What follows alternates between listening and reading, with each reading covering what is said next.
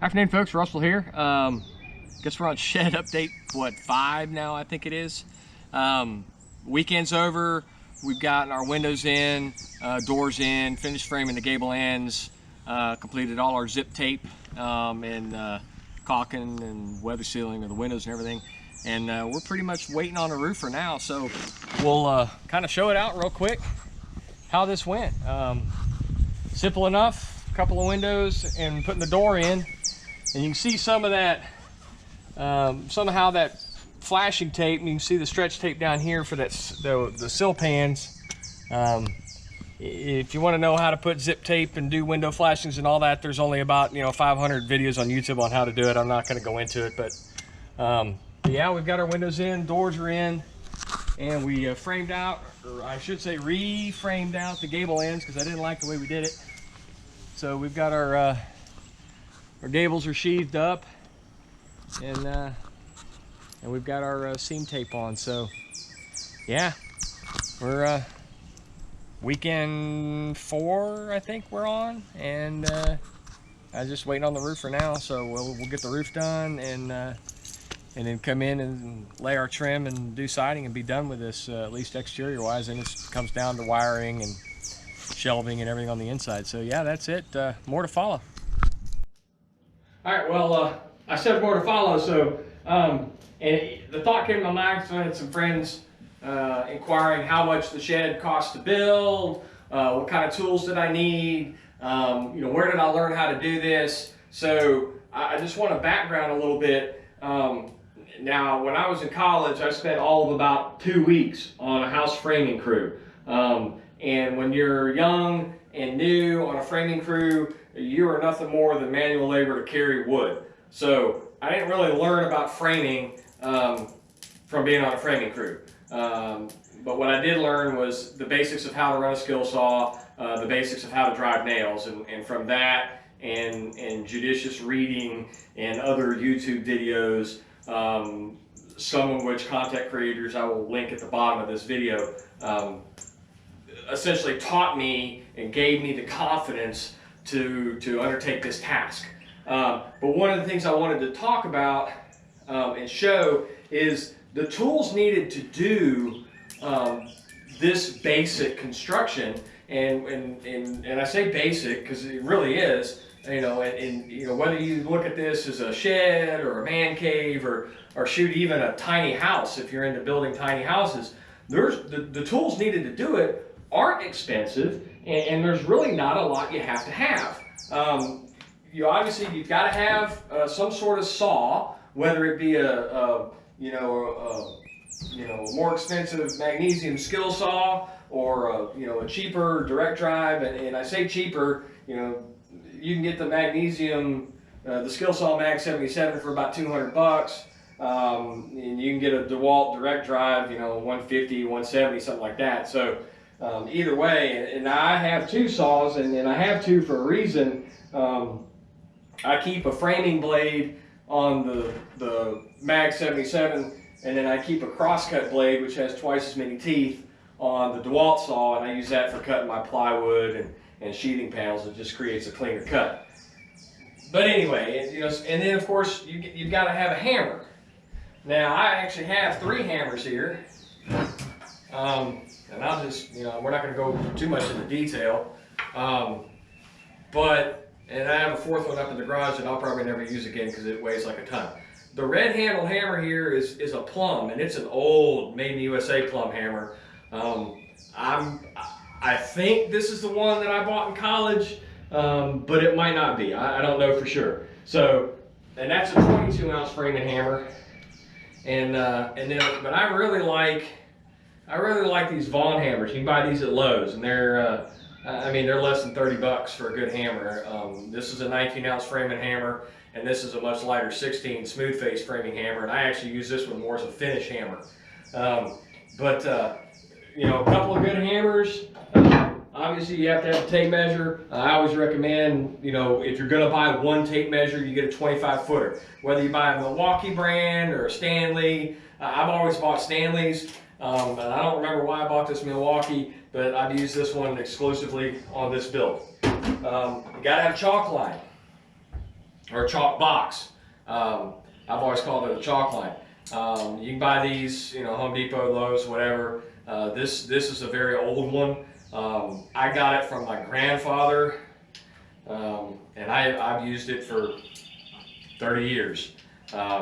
Various projects around the house, as well as building this shed. And I was informed by my father over the weekend that actually this is one he had when he framed houses in college, and then when he was done gave it to his father, who then turned around and gave it to me 20 some odd years later. So this chalk box has been around the block and has served me well. You have to have a level. Same thing, if you're going to buy one level, buy a 4-footer. You have to have at least a 4-footer for doing any kind of framing. With a 4-foot level, you know, I can check the squareness of wall framing as well as leveling. So it's an indispensable tool. Would I like to have an 8-foot level?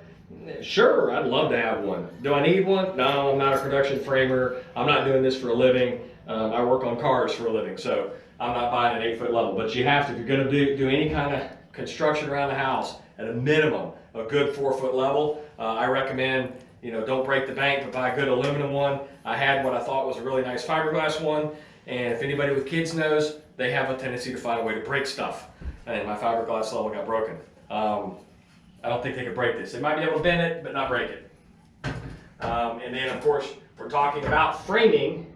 So the other two tools you will have to have, without a doubt, is a framing square. Buy these, you know, your home store, Depot. This one is actually a Johnson Level and Tool, made in USA. So this is an older tool. And of course, it's graduated. It's 16 inches on the top side, which is your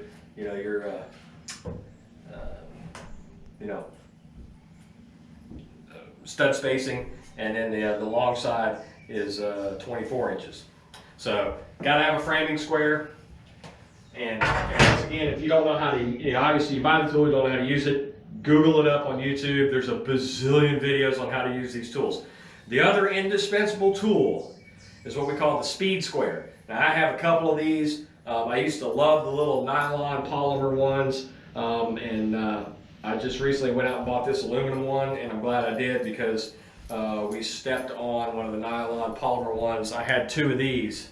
One was orange, and I got this blue one. They're made of a polycast. It's actually, they call this a rafter square, and it's an indispensable tool for figuring out your angles for your rafter cuts. It's a speed square basically, and it's a really quick tool on how to use. And there's a dozen YouTube videos that explain how to use this for making your angled cuts.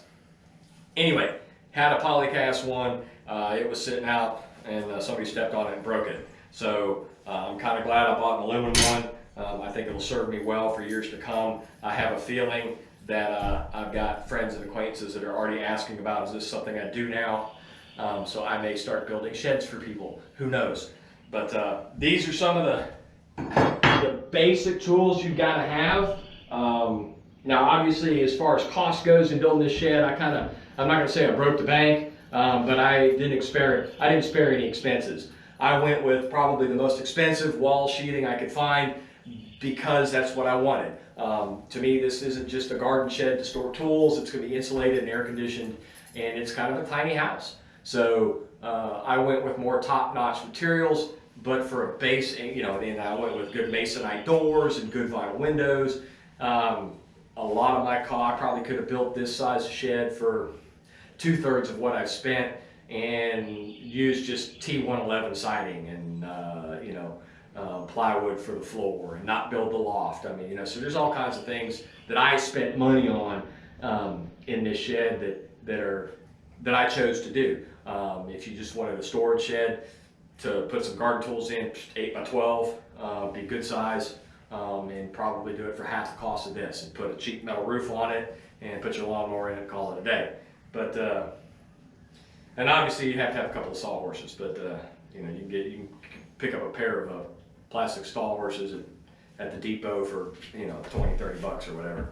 And then any other tools you need, you probably already have in your garage: small shop vac, brooms, You know, obviously you have to buy nails, and you know, there's, like I said, I'm not going to go into details. There's 1,000 YouTube videos on how to do this stuff.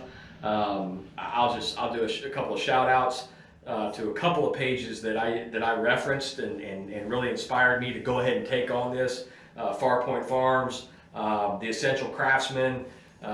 There's some old videos from a framer named Han who goes 2-hour-long video on just how to frame walls, and a lot of it was refresher. I'll link all that at the bottom of this video, and please, if you enjoy this content, hit that subscribe button, hit the bell icon. You'll know when new stuff comes up. I know the last 4 or 5 videos have been pretty much construction. We're going to get back into talking about CB radios. We're going to get back into doing automotive maintenance stuff. I'm probably going to get into doing some detailed, basically building watches. And I had a friend said it's not building watches, and then I threw a watch on the counter and said, well, I built this. So we may do some watch building videos, or at least talk about that. But yeah, that's all I got for now, and there's more to follow.